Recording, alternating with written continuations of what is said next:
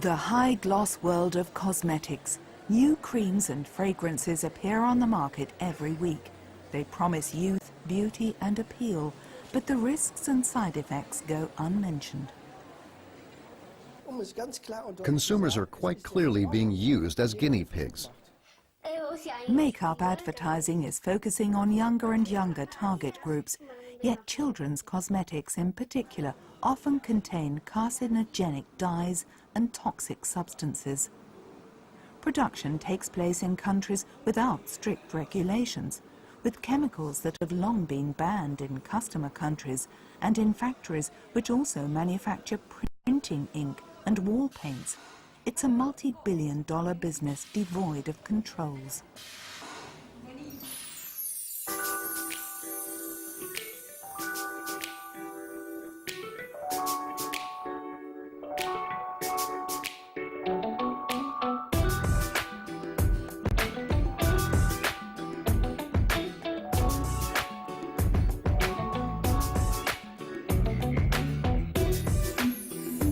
Guten Tag. Product Inspector Michael Kornert regularly purchases samples in drugstores and beauty shops. In Germany, cosmetics are monitored by the same authorities which are also responsible for foodstuffs. Since cosmetics come into direct contact with the skin, their effect on the body must not be underestimated, because harmful substances can easily enter the bloodstream via the skin and spread throughout the body. New cosmetics are appearing all the time. An inspector can only gain an overview of the situation by taking random samples. Amongst other things, Michael Kornert also buys products that have already attracted attention. Today, colourful magazines for young girls also come with free makeup. But there is a suspicion that these cosmetics for children could contain carcinogenic dyes. Samples are tested in a state-run special laboratory headed by Gerd Mildau, one of Germany's leading cosmetics experts. Cosmetics can contain more than 10,000 different ingredients. Time and again, analyses provide evidence of toxic substances. We've identified several banned dyes which occur time and again. Fortunately, over the last 2 or 3 years, we've been able to curtail the problem a little. We've made and published repeated complaints, and we've also spoken to companies which print children's magazines. Samples have even been shown to contain carcinogenic substances, yet such products remain on the market. A quick lick on lip gloss and lipstick, and the toxin enters the body. This is particularly dangerous where children are concerned. The manufacturing company merely covers itself legally with a warning on the package. Caution, avoid contact with the eyes. In the event of an allergic reaction, remove at once. Do not use on sensitive skin. This is not a toy. But these are cosmetic teasers for children that can be bought at kiosks and in toy shops.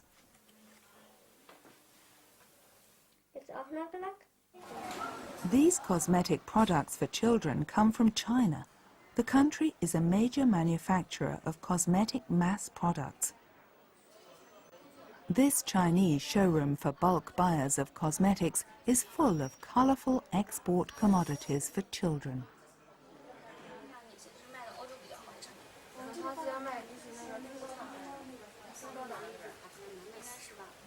This European CE marking is designed to ensure consumers that the product is safe and healthy. Close by, though, is children's makeup that has attracted attention because of its harmful ingredients. After being pressed, the manufacturer agreed to the production process being filmed.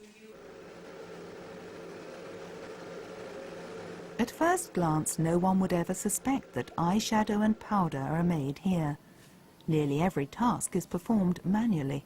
But in the hustle and bustle of everyday work, even the slightest error can easily result in incorrect mixing ratios or contamination. Besides children's cosmetics, cheap makeup for adults is also manufactured in China.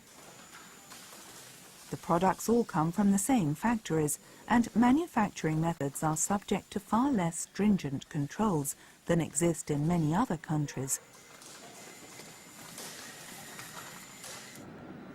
Precisely which chemical substances are used remains unclear. The manager of this factory only allowed us to peer through the window. Lipstick and lip gloss are designed to look good and glisten irresistibly red even after kissing. For this requirement to be met, highly adhesive substances have to be combined with brightly colored dyes. What matters to manufacturers under great pricing pressure is the result, not the tolerability of the ingredients. This dyestuffs factory manufactures the brightly colored dyes for many cosmetics.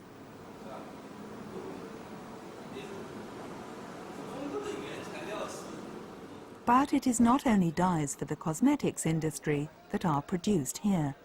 The factory also manufactures inks for the advertising on plastic bags. Furthermore, wall paints are produced at this plant, which totally disregards the fact that these totally different products also demand different standards with regard to hygiene and possible contamination. The dyes from this firm are much cheaper than those from other suppliers, and for many customers that is the most potent argument. That's the good thing about China, the owner told us. Regulations are not as strict here, so we can use many chemicals which other countries have banned. This makes it possible to manufacture dyes which are particularly bright and brilliant.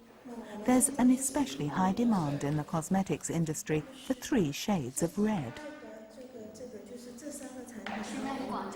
Many of the dyes are banned abroad, yet others, despite the known health risks they pose, are officially approved. This makes the task of test labs in customer countries extremely difficult. Chemists like Gerd Mildau ensure that consumers are protected. Taking this lipstick as an example, how can the consumer find out what it contains?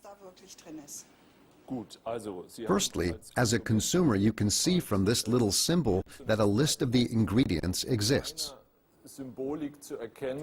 We testers and consumer associations endeavor to tell consumers time and again that if they have a problem, they should go and see a dermatologist and be tested for allergic reactions. This will indicate the possible cause of the problem. In addition, consumers must be selective in what they buy. In this case, we're not at all happy with the marking. Underneath this sticker, there is some information that can only be read with the help of a magnifying glass. And even then, it's difficult. The words are blurred and the contrast is poor. This is something we cannot tolerate. In this instance, dyes are mentioned and listed according to the International Color Index number, a 5-digit figure. It enables consumers to tell whether the product contains substances to which they are allergic, provided, of course, they have an allergy pass and know which dyestuffs constitute a problem. That is why these lists were introduced. So consumers who are allergic must know what they cannot tolerate and take this into account when shopping for cosmetics. However, the list of ingredients is getting longer and longer. Dermatologists like Axel Schnuch are treating more and more patients who have displayed a sudden and violent reaction to certain cosmetics. He's concerned because this has now become a mass phenomenon. The situation needs constant monitoring. What are the main allergies people are suffering from? Are new substances emerging? These then have to be identified, because only if we know what these new substances are can they also be tested. In other words, identifying a substance as an allergen is important, not only from an epidemiological and health policy aspect, but also with regard to diagnosis. Without identification, we stand no chance of diagnosing the cause of an allergy. Patients who react so violently to a cosmetic product that they have to be hospitalized often present doctors with major problems. Which substance caused the reaction? Is it the result of one single ingredient or a combination of ingredients? With lists of ingredients getting longer and longer and more substances being used to manufacture cosmetics, such questions are becoming increasingly difficult to answer. To put it plainly, the consumer is being used as a guinea pig. But he or she is not told that beforehand. The very least we need is for politicians to create an instrument enabling the effect of an ingredient on the general public to be tested. In other words, there must be monitoring, as in the case of infectious diseases, permanent monitoring of the situation amongst the populace to determine whether the incidence of allergies is increasing or remaining unchanged. Along with allergies, there are other risks. Some of the substances used in cosmetics production act like hormones. Animal experiments show the long-term effects of these phthalates, as they're known. In Berlin, toxicologist Professor Ibrahim Shahood has discovered that phthalates can lead to infertility amongst offspring.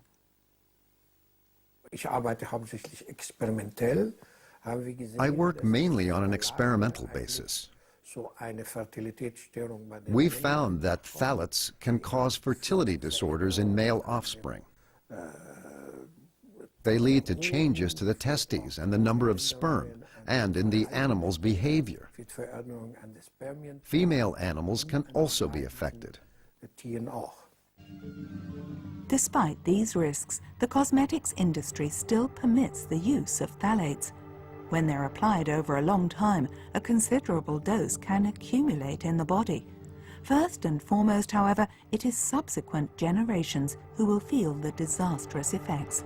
I often hear that the ingredients in cosmetic products should not be tested on animals. Fine, but then firms shouldn't use toxic substances in manufacturing them. My opinion, and not just with regard to animal experiments, is that such substances have no place in cosmetics production. Cosmetics packaging contains no warning of such substances. Consequently, many consumers are worried and are turning to natural cosmetic products. Nowadays, these are also stocked by large drugstore chains. The problem, however, is that there is no clear definition as to which products can be sold as natural cosmetics. Instead, consumers are confronted with an almost baffling myriad of eco-seals. Some stem from independent institutes. In other cases, companies have set up their own institute or even developed their own seals. The confusion is perfect. Valed, the rather low-priced in-house brand of DM, a drugstore chain with outlets all over Europe, advertises with many different eco-seals and certificates on its products. But how do companies like DM manage to offer natural cosmetics at such low prices? Is that only possible through mass production? Which raw materials do such big, low-cost brands use, and where are their products manufactured? DM doesn't have its own natural cosmetics factory. Up until a few years ago, it had its products manufactured by the Logokos company. Its in-house brand, Logona, is one of the hardliners of the sector.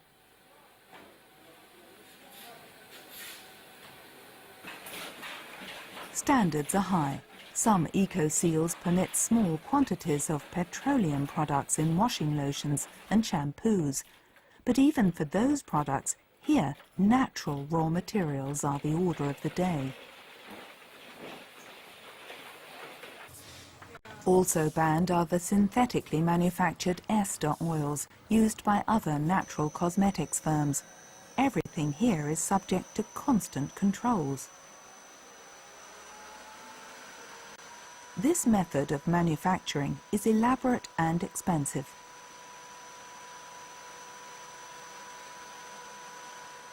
Valed was produced here for DM under license until 2007, but then the two firms went their separate ways. According to the head of research at Logokos, Heinz-Jürgen Weiland, their views of natural cosmetics were too different. When we started, that wasn't the case. The people who came to us wanted to have nothing but pure nature. That was 20 years ago. In the meantime, the market has seen big changes. So much is price-driven. As a result, the quality of the products is also being changed. And that is something we are not prepared to accept. After all, we established our standards especially to protect natural cosmetics from people who engage in greenwashing and ultimately only pretend to manufacture natural cosmetics. Insofar as can be ascertained, the raw materials used here all stem from biological cultivation. But Logokos is coming under increasing pressure. The big firms, which are not certified, take from the market vast quantities of raw materials of controlled biological origin. Low concentrations of these raw materials are then used to make products which have no certification whatsoever, but are then advertised as having biological ingredients. The raw materials are always lagging slightly behind the market. Sometimes we even have difficulty obtaining them in the quantities we need, especially raw materials from controlled biological cultivation. Demand is particularly high for ethereal oils obtained from flower extracts. They have been used for relaxation and skin care for thousands of years.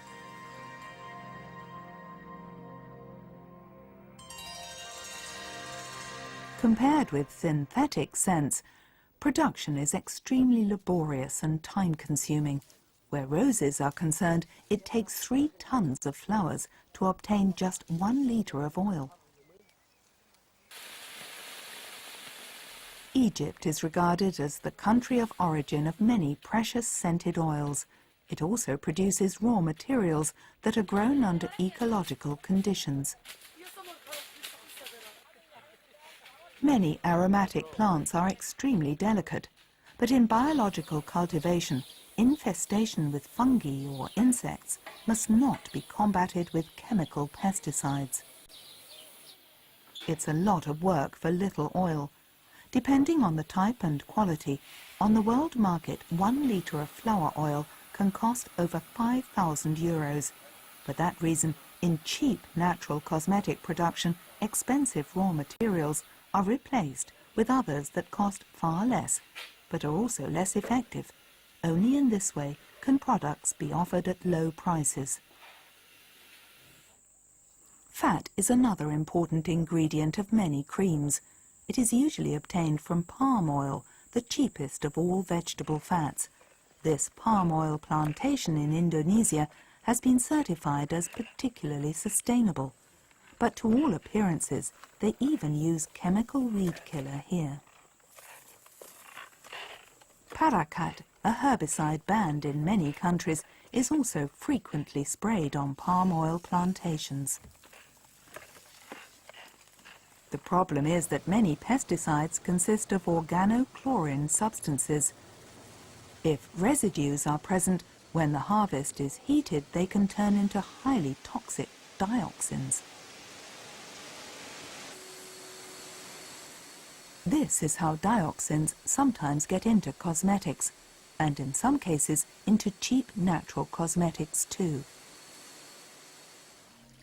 The display garden of natural cosmetics manufacturer Berlind in southern Germany. A family concern, Berlind has focused on natural cosmetics ever since the 1950s, and that has its price. Managing Director Michael Lindner explains the company philosophy. To us, manufacturing natural cosmetics means producing effective and tolerable cosmetics in harmony with nature. In doing so, we pay attention to sustainability. So it's not only content that matters, but also the way nature is treated. Our planet must also be livable for future generations. As far as possible, the company avoids the use of ingredients that are produced synthetically. Thus, beetroot extracts, for example, serve as dyes. In buying in raw materials, great attention is paid to their environmental compatibility. But even so, this cream too is manufactured with palm oil. Even expensive care lines, it seems, cannot do without this raw material. And Berlin uses a lot of palm oil because the firm's creams are in great demand. Natural cosmetics manufacturers like Berlin reject animal experiments. Instead, they rely entirely on laboratory results. The effect of cosmetic products is tested on cell cultures. In this way, it is also possible to test ingredients with a high allergy potential. But tests on cell cultures have their limits, especially where the long-term effect and previously unknown reactions are concerned.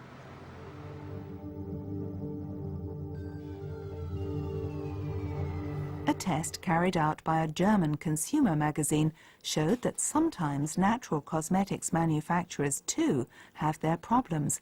In the test, a hair dye marketed by Berlin scored the lowest marks. To be fair, I must say that it is a product we marketed. We chose the hair dye because we have problems with henna. Henna is known to have clear side effects, so we decided to market a brand from a firm which manufactures hair dyes, but not on a natural basis. We changed this. The good thing was that the product did not contain ammonia.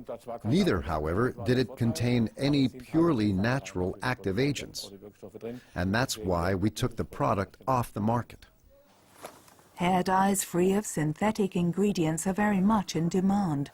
But dark shades in particular are almost impossible to achieve solely with natural dyes.